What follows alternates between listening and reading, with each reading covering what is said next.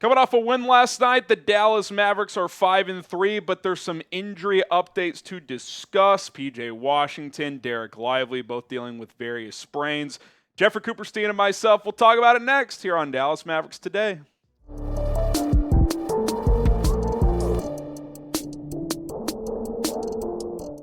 All right, Coop, before we get to all of that, tell the MFFLs why they should like this video. It's a free and easy way to help out the channel. It helps push this to more Mavericks fans and to get us some more audience and some more content, because the more likes we get, the more videos we're able to do. Thus, the more content we're able to give you guys. So please go ahead and hit that thumbs up icon for us right now before we get into today's show.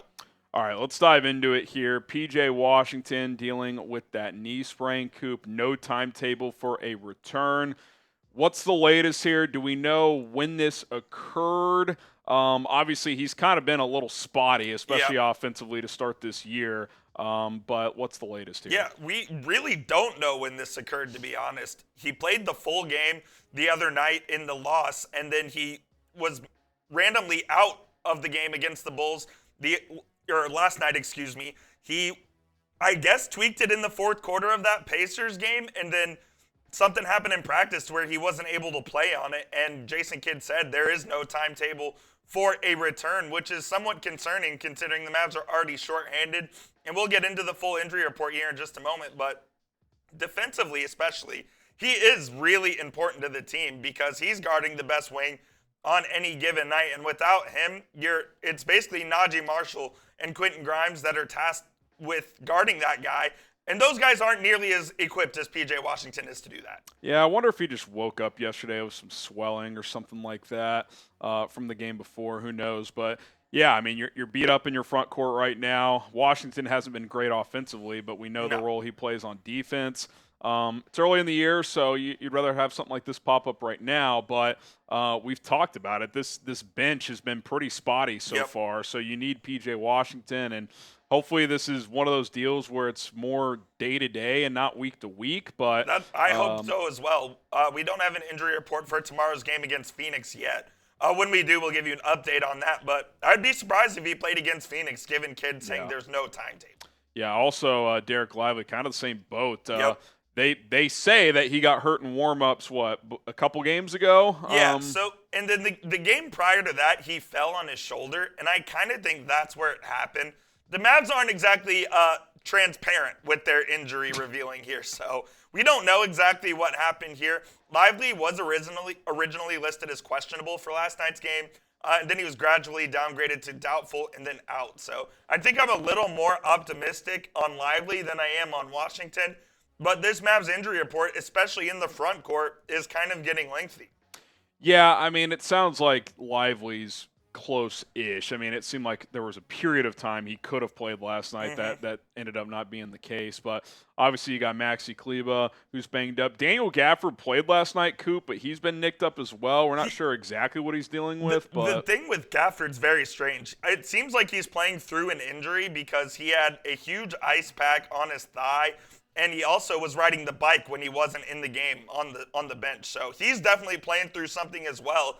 And then you have Lively, Wahsington, and Kleber, who are all out at the moment. So things are kind of tough right now at the big man spot for the Mavs. The good news is Dwight Powell is actually playing okay. Yep. We were talking before the show. I kind of brought up that I felt like he found a little something in the Olympics this summer, played pretty well, did a good job against Joel Embiid in a couple of games. So, look, I mean, if nothing else, he's a guy that's played a lot of basketball, can help you in some of these lower leverage regular season games. So, obviously, he's not going to be a guy you would want to play come playoff time outside of just a disaster. But it's, November, December coming up. Like, if he has to give you 10, 15 minutes here and there, he at least knows how to play. Yep. It's not like some undrafted rookie or something like that. So, 5-5 last night, a couple of assists in there as well. So, if he can give you that kind of contribution on a inconsistent minutes night-to-night standpoint, like that helps tremendously. Absolutely. And if this was the postseason, we'd be having a different conversation because he can't play in the playoffs, and I think that's been proven over the last couple of seasons. But right now, I guess you can call this the dog days of the NBA season where the games are kind of low leverage. There just isn't a whole lot of excitement going on right now with the NBA, and the games just don't matter as much right now, frankly. You can play Dwight Powell in these games. He can eat up some minutes and hopefully give you a bit of production. Yeah, no doubt about it. How concerned are you guys about the Mavs injury scale of 1 to 10? I'll say like a 5. I mean, you've got a lot of them, but I think it's the time of the year where you'd rather be banged up now than 3 months from now. Yeah. Also, while there isn't a timetable, it doesn't sound like Lively or Washington's things are too serious, but you just don't want these things to add up. I mean, if another guy goes down, then you're getting pretty thin at that point. Yeah, so. that's kind of why I'm at like a 6, because if you get another one, then you're all of a sudden really thin and you're playing 7 or 8 guys on a night. And in the beginning of November, you don't want to be down to 7 or 8 in your rotation. You want the thing to be around 10 or 11. Go ahead and get your votes in down in the comment section. You might get hit with the YouTube ad break here, and when that happens, go on down there and get those votes in 1 to 10. A guy that is getting a chance to play because of these injuries is Omri Prosper. Decent game last night. Scored 6 points in 20 minutes. You watch him play, Coop. He's still clearly raw. Yep. Half the time, it doesn't seem like he really knows what he's doing. But getting a chance, he can at least hold his own on defense. So we'll see if he can put together some good games here if he gets more minutes. Yeah, he's going to have to play, especially with those 3 guys out right now. So I bet he'll get, 19 to 20 minutes as well against Phoenix on Friday. And then we'll go from here. The Mavs have no choice right now but to trust Prosper, and hopefully he can take advantage of this opportunity. More to come here on Mavericks today, but we do have to tell you guys about our sponsor, Prize Picks. 10 million users and counting playing Prize Picks in North America across 30-plus states. You should get signed up today at prizepicks.com/CLNS. Use the code CLNS. It's daily fantasy made easy. All you do to set your lineups is pick 2 or more players, regardless of sport, and choose more or less on their stat projections. You can turn $10 into $1,000 on certain entries that require just 4 correct picks, which is awesome. Little Thursday night football action here. Coop, what do we have? Lamar Jackson here. This is rushing yards, more on the rushing yards. On this one, Joe Burrow more on his passing yards. And then little goblin pick for Derrick Henry to find the end zone. Goblin picks are a little easier to hit. He's been a touchdown machine there, so that kind of increases your chances to hit that 3-player entry right there. Yeah, good on Jerry Jones. I know there's some Cowboy fans out there. They should have signed him, but they didn't have enough money. PrizePicks.com/CLNS. Use the code CLNS because the deal we have right now when you use that code is a $50 bonus when you play for just $5. Get signed up. Launch your first entry for $5. Doesn't matter if you win or lose. You're going to get a $50 bonus. All right, Coop, is there going to be some changes to the starting lineup for the Dallas Mavericks? Look, I was thinking about this after the last couple of games, and I think when the Mavs get healthy, I could see not only 1 change in the starting lineup, but 2 changes in the starting lineup. And I actually want to start with Naji Marshall, who I think even when when P.J. Wahsington comes back, I could easily see Marshall being inserted into the starting lineup on a permanent basis. Over the last 2 games, he's really come into his own in this Mavericks rotation, and he's put together 2 really nice performances. And he just offers something on offense that P.J. Wahsington doesn't, and he still guards really well in addition. So I could see Jason Kidd making a change here and going from Wahsington to Marshall on a permanent basis.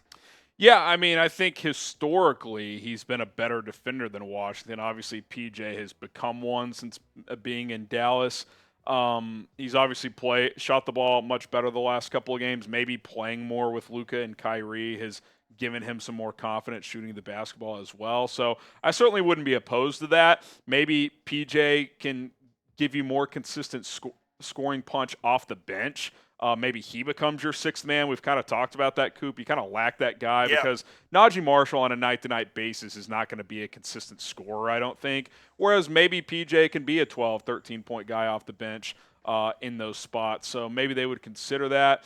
So we'll see what happens once everybody's back and healthy and ready to go. And I think what Naji gives you also is the ball handling aspect of it. So you have Luka and Kyrie, and then you add Marshall in there. You have 3 guys who can handle the ball and initiate offense. And that's something that Jason Kidd certainly values.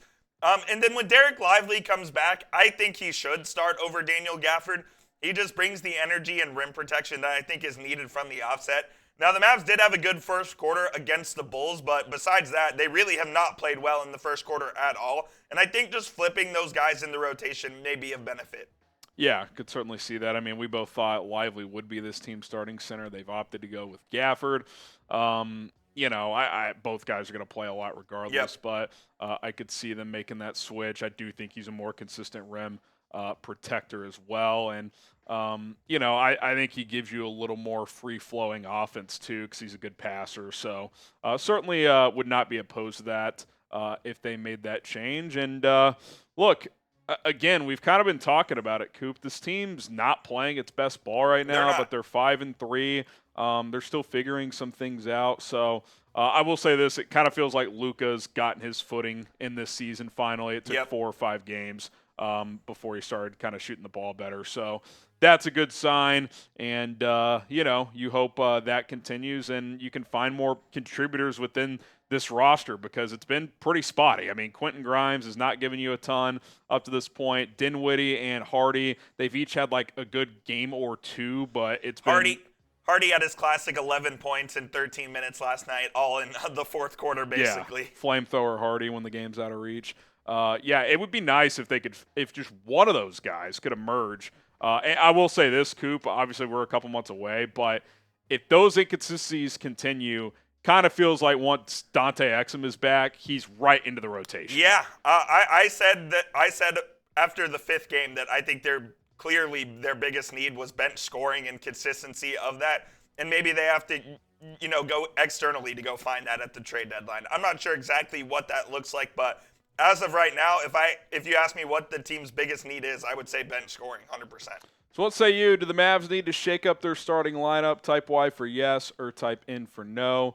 Get your votes in the comments section of this video, and we will be back soon. Who do the Mavs? They got Suns tomorrow night? Yep, Suns on Friday, and then next Tuesday, Klay Thompson's return to Golden State, which will be live for the first NBA Cup game for the Mavs as well. So that one's kind of a big one. You doing a watchy for that one? I will be live. I will be live on Tuesday for Mavs vs. Warriors. All right, should be a good one. He's Jeffrey Cooperstein. I'm Harrison Graham. We'll see you guys soon. Go Mavs. Peace.